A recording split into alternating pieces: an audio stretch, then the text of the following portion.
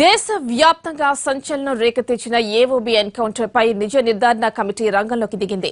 12 యూనివర్సిటీలకు చెందిన 26 మందితో కూడిన విద్యార్థుల బృందం క్షేత్రస్థాయిలో పర్యటిస్తోంది. మృతుల కుటుంబాల నుంచి వివరాలు సేకరిస్తున్నారు. మావోయిస్టు పార్టీకి చావుదెబ్బ కొట్టిన రామగూడ ఎన్కౌంటర్ పై నిజ నిర్ధారణకు ప్రజా సంఘాలు, విద్యార్థి బృందాలు అడవి పట్టబట్టాయి. అక్టోబర్ 24న రామగూడ దగ్గర జరిగిన ఎదురుకాల్పుల్లో 32 మందిని ఎర్రదండు కోల్పోయింది.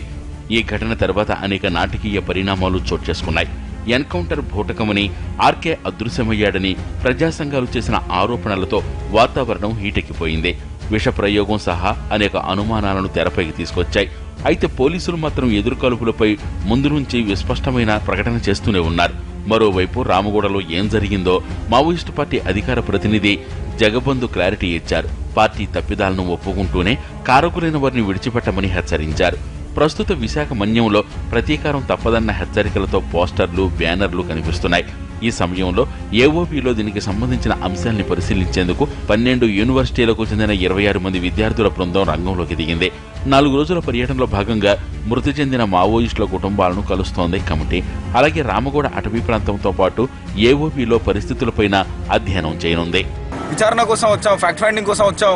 ఈ ఫ్యాక్ట్ ఫైండింగ్ లో బాకూరు గ్రామంలో కూడా బాకూరు వెంకటరమణ అలియాస్ గణేష్ వాళ్ళ కుటుంబ సభ్యులను కలిస్తే వాళ్ళైతే బాకూరు వెంకటరమణను పట్టుకొని కొట్టి తర్వాత కాల్చి చంపినట్టుగా వాళ్ళు ఆరోపిస్తూ ఉన్నారు. మీడియా లోపల కూడా అనేక కథనాలు, అటు మావోయిస్ట్ పార్టీ ఏమో ఇది ఫేక్ ఎన్కౌంటర్ అంటున్నది, పోలీసులు ఏమో లేదు ఎదురుకాల్పుల్లోనే చనిపోయారంటున్నారు.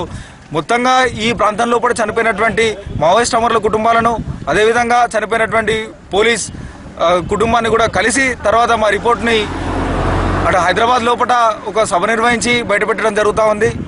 తొలి రోజు హుకుంపేట మండలం బాకూరులో మావోయిస్టు అగ్రనేత బాకూరు వెంకటరమణ అలియాస్ గణేష్ కుటుంబంతో సమావేశమయ్యారు విద్యార్థులు. అయితే తన భర్త ఎదురుకాల్పుల్లో మరణించలేదని, నిర్బంధించి కాల్చి చంపారని ఆరోపించింది గణేష్ భార్య. ఇవాళ కూడా ఈ టీం విశాఖ ఏజెన్సీలో పర్యటించనుంది.